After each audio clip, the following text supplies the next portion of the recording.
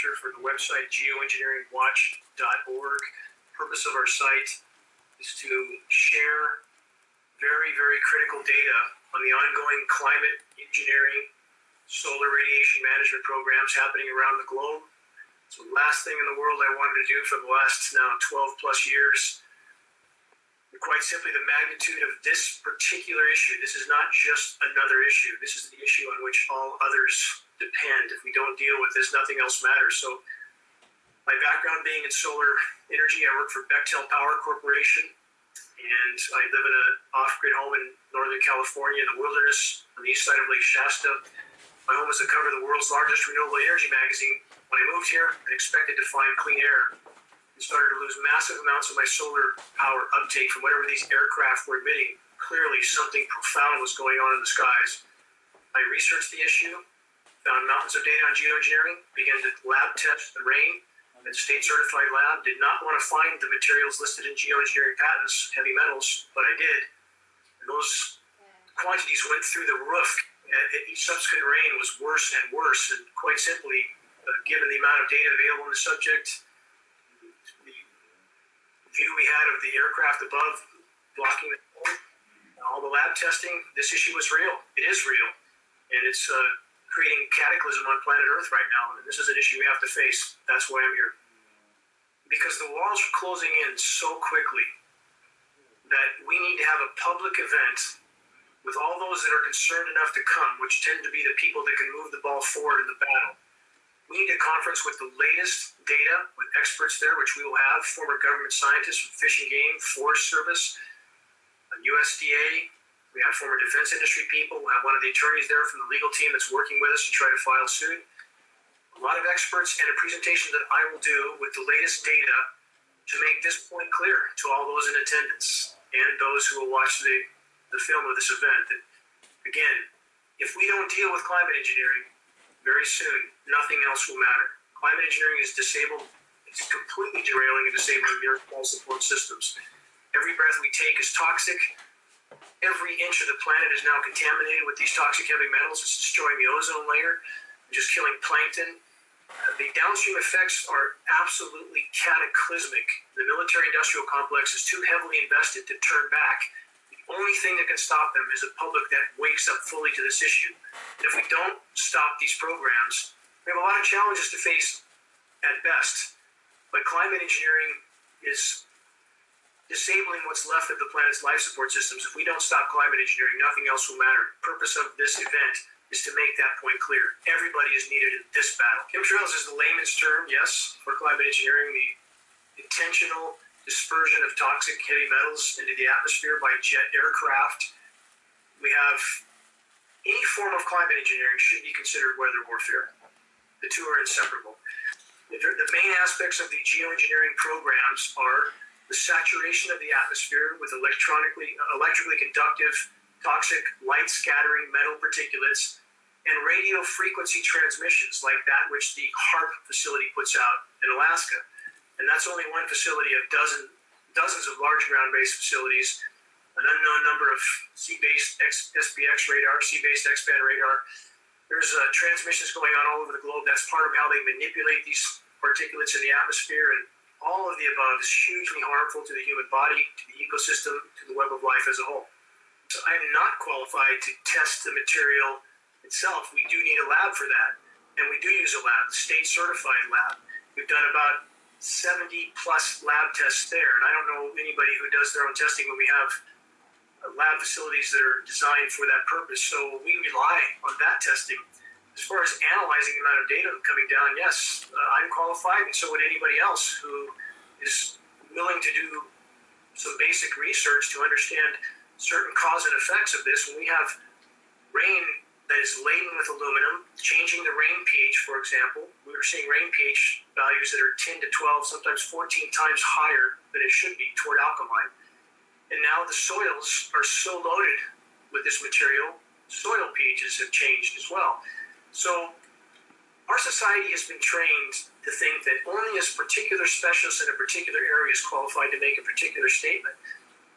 And that's absolutely nonsense. Anybody who has done enough research on a subject is is capable of talking about it. And although my background, again, is in renewable energy, that's where my college education was, this is an analytical situation that countless individuals are capable of participating in if they simply took the time to do the research.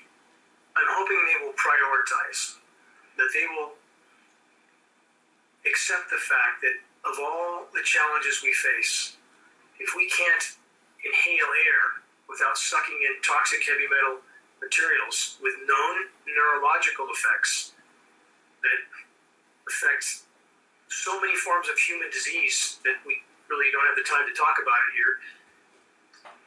If we don't deal with that, and this is over and above the fact that it's, again, destroying the ozone layer, disrupting the hydrological cycle completely, causing massive drought and deluge all around the globe, shredding the ozone layer, tearing apart the web of life. Aside from all that, it's rendering toxic every single breath we take. And we see the hallmarks of this contamination across the board. Every other commercial is an asthma, allergy commercial. Even Alzheimer's commercials now are a regular feature on the TV. Every ailment that we would associate with this heavy metal exposure is there, and we know human test subjects are laden with this material because we're testing them. It can't be in the air and not be in us. We now have studies from bees, the colony collapse disorder, which I'm sure you've heard of that. We've been communicating to a lot of the bee scientists in recent years, trying to get them to look at this issue. They refuse to because there's establishment acknowledgement of this contamination from an establishment publication, which we'll never see, that they can't accept this as reality, that this aluminum contamination is there, heavy metal, aluminum being primary. We now have peer-reviewed study that the bees are so packed with aluminum. In fact, the quantity showing up in bees is 70 times higher than what it would take to cause Alzheimer's or dementia in a human being. So from the autism statistics, which have gone up 10,000% in 40 years, still climbing, to Alzheimer's, dementia, the bees, whales. We have a study of 1,000 whales from around the globe, also packed with the report stated jaw-dropping levels of aluminum. I'm doing everything that one person can do, given the amount of time in a day, and we need others to help. And although I work directly with this team of attorneys, some from the US and some from Canada, they are involved now of their own accord because they know that their futures are at stake also. And the only way we could have gotten to that point is to reach enough critical mass of awareness for those wheels to start turning on their own. So I've done and will continue to do everything that I think one person can do, but so much of this battle isn't simply reaching critical mass of awareness. Because people won't stand and join this battle once they know that their immediate futures depend on exposing and stopping climate engineering. If that won't motivate them to get in the fight, we have no chance. We have no chance. So, and I'm betting that will motivate them once they truly are forced to face this issue. And that time is near because the walls are closing in around us. Crop collapse, marine ecosystem collapse, ozone damage around the globe is off the scale. It's not being reported. So we don't have a lot of time. There's not a lot of sand left in the hourglass, if you will. If we can get this issue to the light of day, that's the best leap forward we can make. Let's take Fukushima, for example. Fukushima is a huge issue. Fukushima may kill us all. And when people ask in regard to climate engineering, why would the power structure do this to themselves, toxify their own air? Why, when we have Fukushima going on, would the power structure be building 30 more nuclear plants around the globe? Obama recently approved $6.5 billion for 2 plants in Georgia. So we're not dealing with sanity, but even in regard to Fukushima, let's relate that back to geoengineering. It appears possible, if not probable, that the same tools of weather warfare used in geoengineering may have had a part in the Fukushima disaster as well. And what lends credence to this, when we have institutions like MIT, Massachusetts Institute of Technology, we have institutions like that stating that there was extremely anomalous atmospheric heating directly above the epicenter in the days prior to the quake. Now, I'm not claiming to know what happened there, but when we have an institution with that kind of credibility reporting exactly what we would expect to see with an ionosphere heater, which is what HARP is, And when we know that that kind of wattage, when it's blasted into the strata, can have seismic effects, perhaps Fukushima is connected to the same weather warfare mechanisms that are used for climate engineering. Now, aside from that, when we have particulates of radiation migrating across oceans, and these sprayed particulates from geoengineering is disrupting the rain cycle, the hydrological cycle, that can cause those particulates of radiation to more effectively reach the U.S. So again, these issues are tied directly together. If we are not thinking clearly because we're breathing in toxic heavy metals that affect our ability to think, it's not going to be very long before we won't be able to face Fukushima or anything else if we don't have clean air. As far as raising awareness, again, everyone can and should play a part in that aspect of this battle. And you don't have to stand on a street corner with a sign. You simply need to learn a little bit about this issue and use the internet, for one. We have at geoengineeringwatch.org on the upper left corner, we have two links. One's called Activist Suggestions, one's called the Flaming Arrow link. The premise of the Flaming Arrow link, it's already prepared with an introduction letter and the right informational links inside.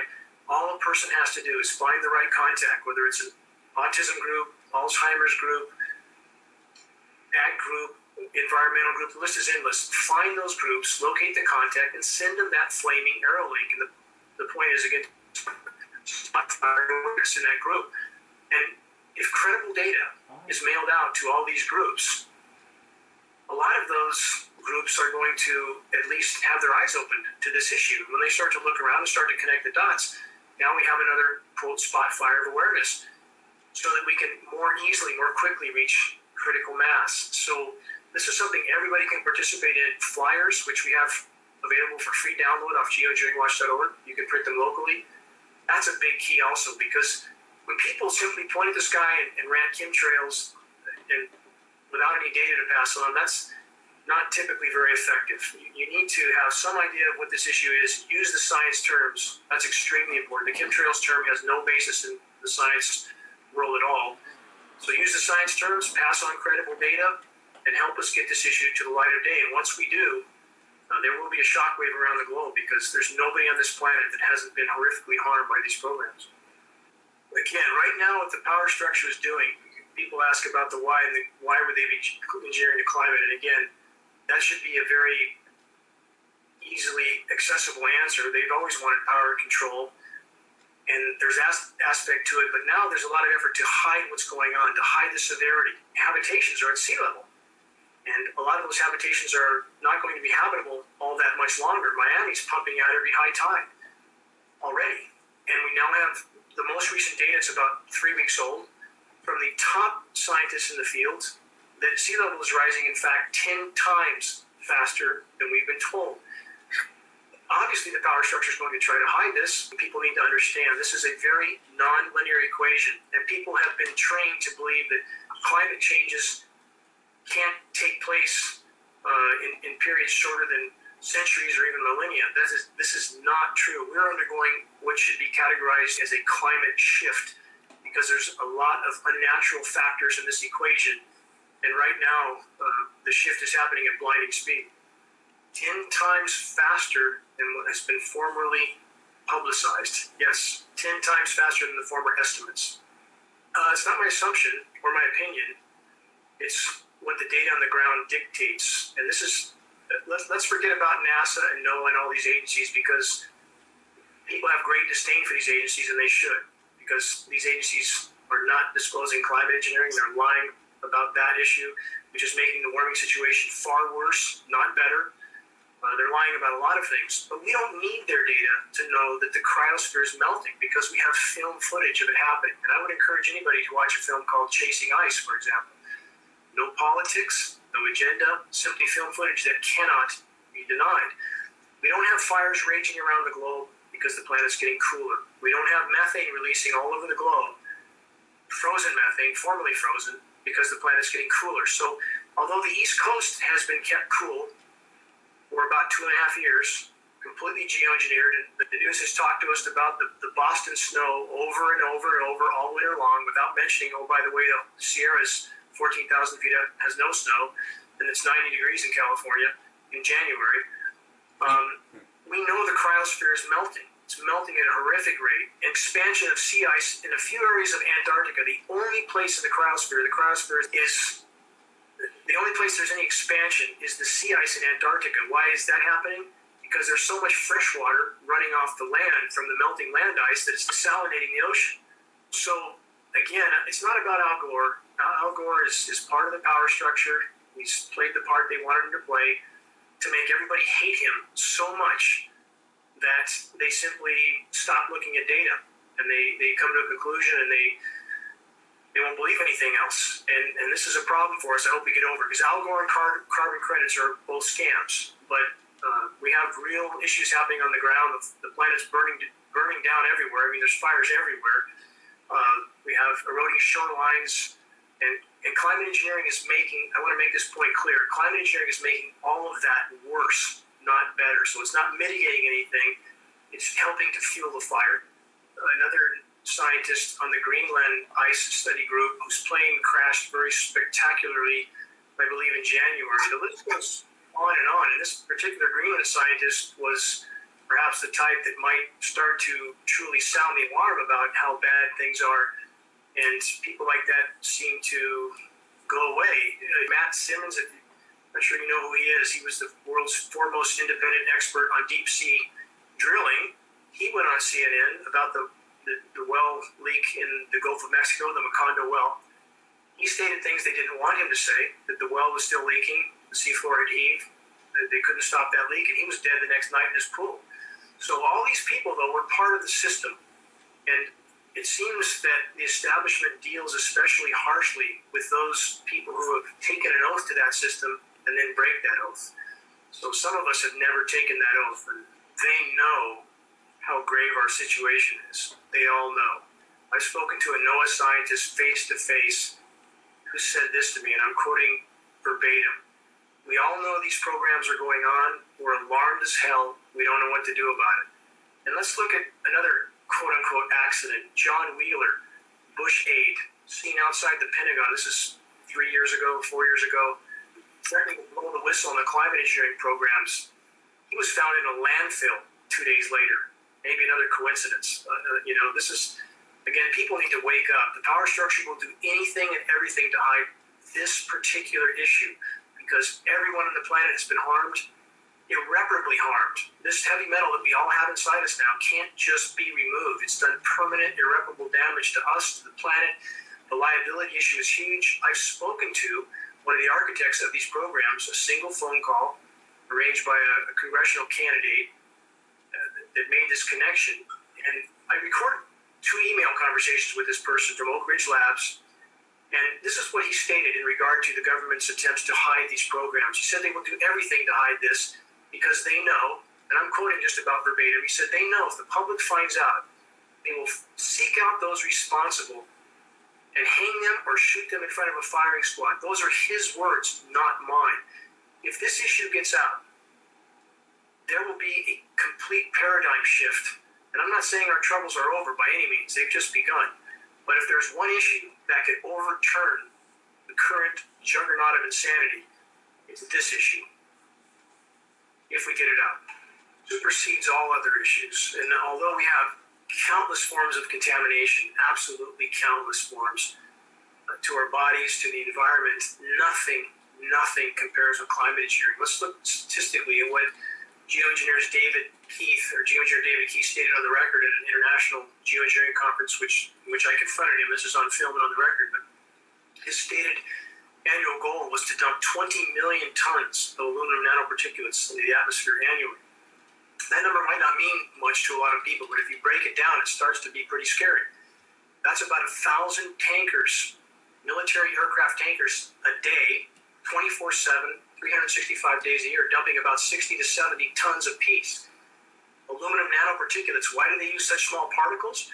Because it has a greater volumetric forcing, which means the smaller the particle, the greater the surface area for a given mass of material. So there's more light reflecting surface, and that's what they're after. They don't care how toxic it is, but the smaller the particle is, the more harmful it is to the human body. Nanoparticulates are unimaginably small. You can fit 30 to 50,000 across a human hair, depending on the width of that hair. So these particles are infiltrating the entire web of life, contaminating virtually everything. And you have also what's called synergistic toxicity. So these metals are all toxic by themselves. The metals we know are in these programs: aluminum, barium, strontium, lead, copper. You start to mix these metals together, and they're exponentially worse. So we're swimming in a toxic soup. Now let's add radio frequencies. We're all like walking antennas. That has an even more profound effect on us. So this is a fight for life, period. There's many aspects. There's weather warfare, which involves weather modification, creation of drought, deluge. But there's also a primary stated goal is solar radiation management, to block the sun. And so again, back to the volumetric forcing of the smaller materials, which means the smaller the material, the more surface area, the more sun they block, and that's what they're after. So we now have global dimming, a term that most aren't familiar with, which is the amount of direct sunlight that's no longer reaching the surface of the planet as compared to 5 decades ago. It's about 20 to 25%, depending on the study. So 20 to 25% of the sun's direct rays no longer reach the surface of the planet as compared to 5 decades ago. That's what they're doing, blocking the sun. But that shreds the ozone layer. It doesn't take a degreed scientist to understand that if you are pushing heat back up, you're also trapping it below. And we know now from other studies that these aircraft trails are adding to global warming, not reducing it. We know geoengineering from peer-reviewed study can't work. It can't work. So why are they doing it? It all comes down ultimately to power and control, period. There's no benevolence in these programs whatsoever. What has always been the purpose? To control populations. He who controls the food supply controls the population. There's more layers to this onion than we could ever know. And about making people sick, that's also a method of power and control. But why would they put fluoride in our water? Now we have fluoride mixing with aluminum, which allows the aluminum to penetrate through the blood-brain barrier much more easily. None of this is an accident. So a population that is sick, that is mentally docile because of all these metals and their effects, doesn't have enough water, doesn't have enough food, that's a population that you can control. And that's exactly what they're after. Why would we doubt that? And we have, for example, some of the former presidential security advisors like Brzezinski stating on the record that with modern military techniques, it's easier to kill 1 million people than it is to control them. This is his quote. So again, in California, let's take that as an example. We know this drought is directly related to climate engineering, and people at the Capitol in California know. I met with the lieutenant governor in his office, in his top aide, almost 2 years ago, and presented data that they couldn't refute, that they didn't refute. They know this is happening. They're simply afraid to speak out. I had a congressional aide in the Capitol about 90 days ago. I go to the Capitol a lot. Tell me, finally, same as the NOAA scientists, we all know this is happening. We don't know what to do. So everybody's pretending to look the other way or pretending not to know this is going on while the whole ship is going down. And we need to break that paradigm. And I would argue if we simply reach critical mass, we'll have academicians, politicians, agency people coming from every corner if they have enough cover to do so. August 14th in Redding, California, and there is information on the homepage of geoengineeringwatch.org. It is a free event to the public. There will be free informational materials handed out, including commercial DVDs. And this is, again, the whole point of geoengineeringwatch.org, the whole purpose is to simply sound the alarm. We don't sell anything. We just need people to attend. People need to get off the bench, those that are close enough to go, and be there.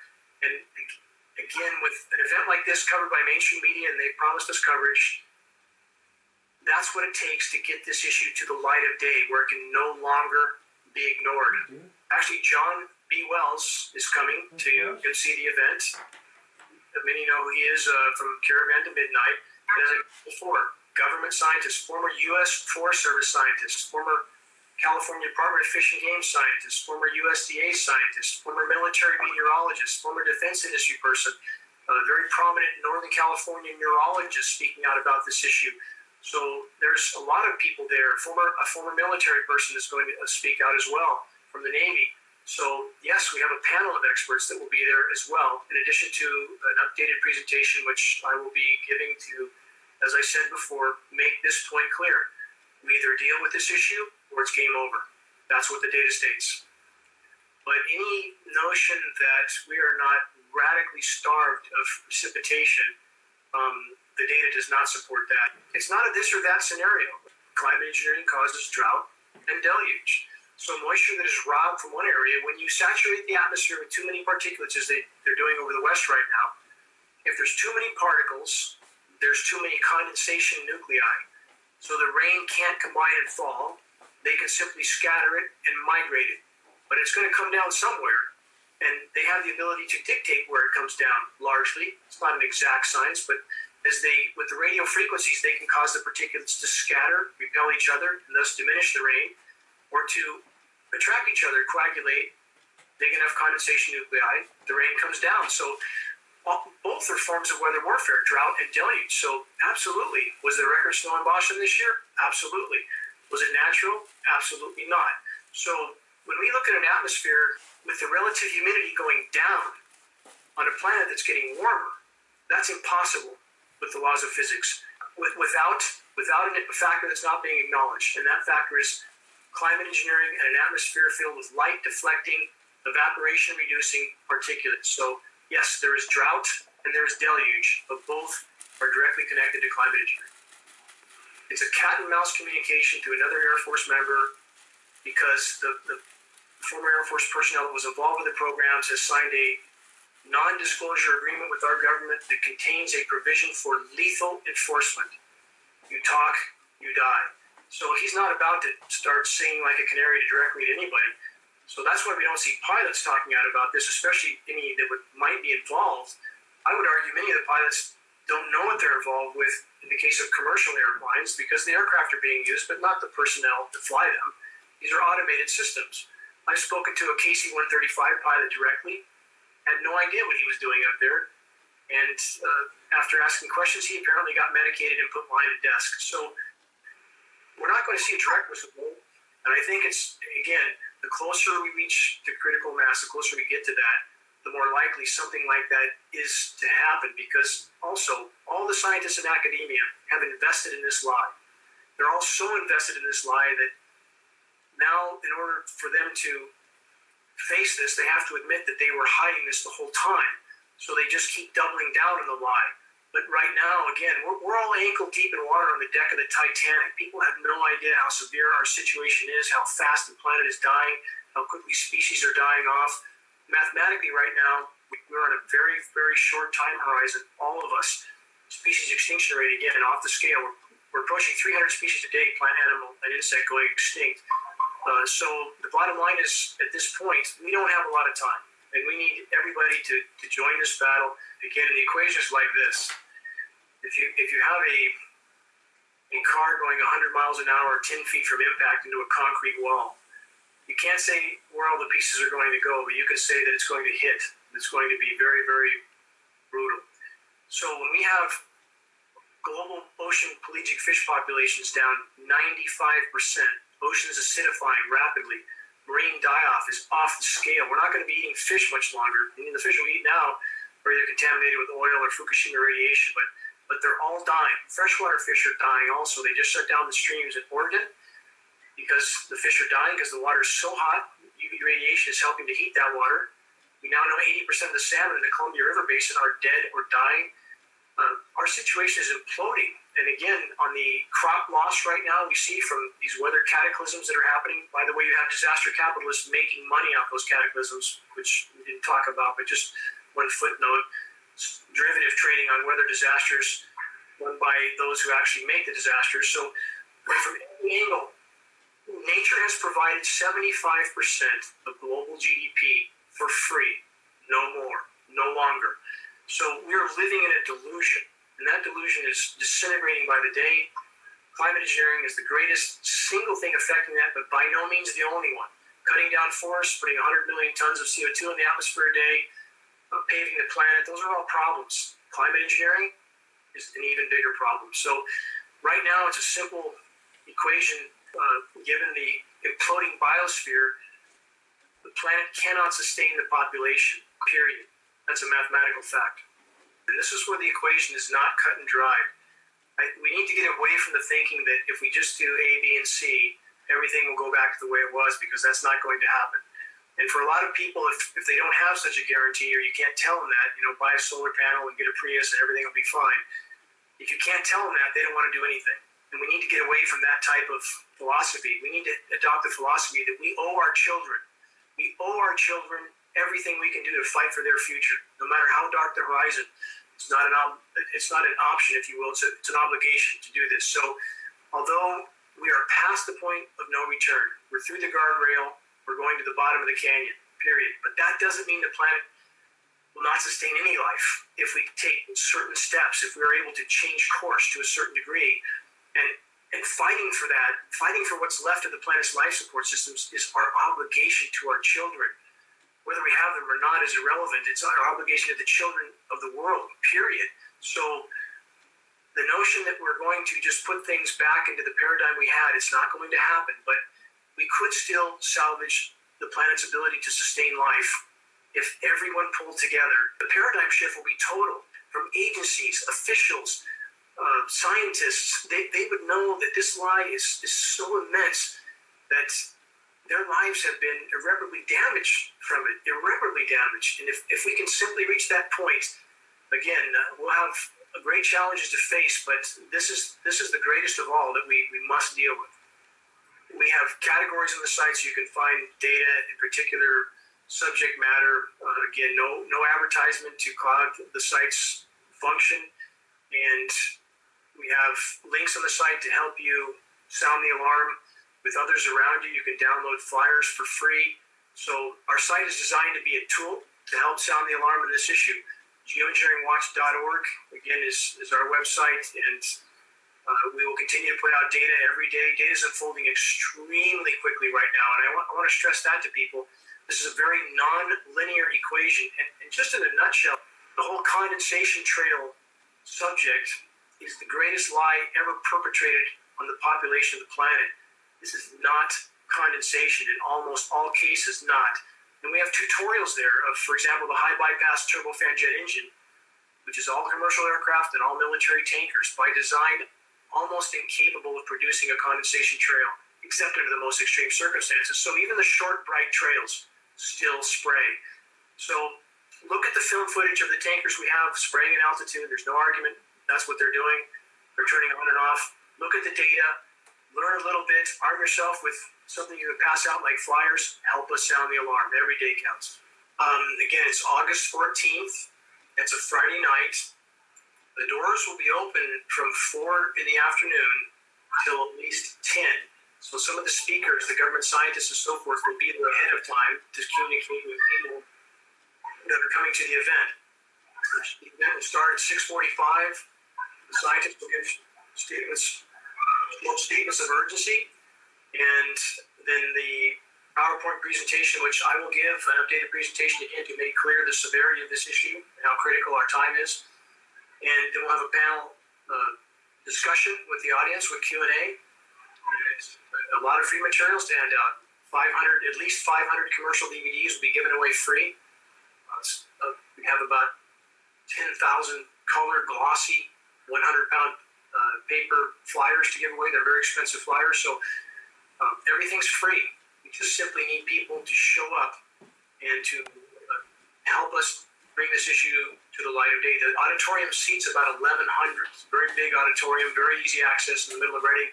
Flyers on the homepage of geoengineeringwatch.org. So, and we have, again, the nuclear plants that are being built. Fukushima may kill us all. We're building 30 more right now. But we're not dealing with reason or sanity here. So the line of reason that this couldn't be happening because they wouldn't do this themselves, that simply doesn't hold water. If you look at psychoanalysis, and there is such study in manuals, medical manuals, the common thread with psychopathic personality tendencies is this. I'm trying to quote exactly. It's a general lack of comprehension as to the consequences of their actions, even to themselves. No matter how great the evil genius is, that's a blind spot with that type of personality. So we need to consider that. Again, we are not dealing with reason. There's presentations there that people can record and they can distribute. I mean, nothing is copyrighted on our site, nothing. It's only there for public access, and if you watch some of the presentations, there's a number of titles: Engineer Drought Catastrophe, Target California, Climate Engineering, Weather Warfare, and the Collapse of Civilization. There's a lot of presentations there with images to back up the statement. So I just encourage people to get some education on this issue so you have a general idea of why this is happening and how lethal it is. Arm yourself with credible data and help us to sound the alarm. Good morning, everybody. I'm Joseph Kleider for AscensionPathway.com on the Evan Fain YouTube channel. Bring you another edition of Grid Work, geoengineering on a daily basis. And today is March 31st, 2016, last day of March. Look at these cloudoids. Oh yeah. What to say, how to start it? Well, you can see the disaster from yesterday. Sky's got the hole in the grid right here, and they've got the cloudoids all buffed up around that eastern mountain range there. So if there's cloudoids there on that mountain range, cloudoids over on this mountain range, and nothing in the top. Huh. We already know the cell towers are on top of all different kinds of mountains. Mountains are full of cell towers. People need to start thinking what's going on. I'm going to be putting up a Dane Wigington video real soon here. I would advise you to watch it thoroughly as he just verifies everything I've been saying for the last couple of years. Again, a better picture of that eastern sector where they got the cloudoids all above the mountain range, all the way across in the north and the west. It's not quite 12 o'clock, but look into that northern sector. You can see the soot falling out of the cloudoids. How does soot fall out of a cloud? That's what you need to be asking yourself. Look at over here. It's all falling apart. Look at that. Here's a better view. Look at that soot. Just dripping out of the cloudoid. How does that happen? It's not real. That's how it happens. Look at it in between these two cloudoids. Look at it just fall apart. Heaven help us. Here's a prime example of what I'm talking about. See the fluff on the top of those cloudoids? The flat on the bottom. It should be round on the top, even on the bottom. Perfect example of a fake cloudoid. Just look what happened. It's about 3 o'clock in the afternoon. All those clouds that you thought were clouds have all turned black. And the other ones have dissipated in the white soot. If you look behind the cloudoids, all the white, that should be blue. It's white soot, and here's the only hole in the grid. Right there. Okay? All that stuff that's white's all gonna turn black just like that. This is all fake. We already know all this. It's time that people come together. Please listen to the Dane Wigington segment I'm gonna add to this. It's so important. People need to know the friggin' truth. Look at all this crap here. Look at that. I gotta calm myself down here. I'll get carried away. I knew if I waited long enough I'd pick one up. Wind's picked up tremendously, but look at this guy blowing this rail. I think I'm gonna go on the other side of the house and pick him up. Oh damn, I just missed him. He went into that cloudoid. See the rail there? Dissipating pretty quick. Hopefully he'll come out. But look at that fin work there. I don't even, oh my gosh. He should be coming out somewhere in here, but I don't see him yet. But just look at this northern sector. Actually, northeastern sector. Look at that stuff falling our way in the horizon there. Nasty. Oh, he just passed through there. I missed him. Damn. Oh well, here's the rest of the picture. Pretty nasty. They're trying to cover this hole in the grid. That's why that guy's spraying there. Look at this. You can see the trail. It's all starting to disperse. And there he is right there. There he is. Now I got him for you people. See, this has been going all day. Here's your weather makers. Here's your climate change. This is the only weapon the globalists have left. That's close to 5:30 and we're just checking out the soot falling out of the sky. Look at the nasty, look at over here. Look at that. Through the tree. See, we go beyond the tree, look at that soot. See, people have a tendency to think it's rain, but if that was rain, it'd be pouring. All we ever get is a drop or two. Here's the eastern sector. There's really not much to see here. Look at that. Really not a lot. Looks like they got a tiny hole in the grid here, but I just heard a bunch of noise. A couple of jets just went by for there. Look at over here. Edge of the grid. But here's a prime example. And it's not raining. People think this is rain. In some cases it is, but that's just, this stuff just sitting there. It's not coming down. Look. It's just sitting up there. It's not coming down, so how can it be rain? It's a great facade that's been pulled over, the wool over the eyes. And, you know, people worldwide, actually. Here's another view. Look at that. Huh. Wow. The local parking lot, looking in that northern sector, you can see the soot falling. And you can see the different layers. And so I'm standing in it right now, and yet it's not raining. People are fooled to think that this is rain. We showed you just yesterday how this is just soot falling from the sky. Look at over here on the edge of the grid. You can see the edge of the grid just collapsing. All the way across. It's just collapsing. Look over here. Look at that nasty. And then over here, look at that mess. Oh my God, look at that. The edge of the grid just falling apart. So, you people have a good night and enjoy the soot. One last documentation of the night. Look at the pink in the soot. How the hell does that happen? Look over here, in between the businesses. Look at that Kentucky Fried crap. But look at that. Pink soot.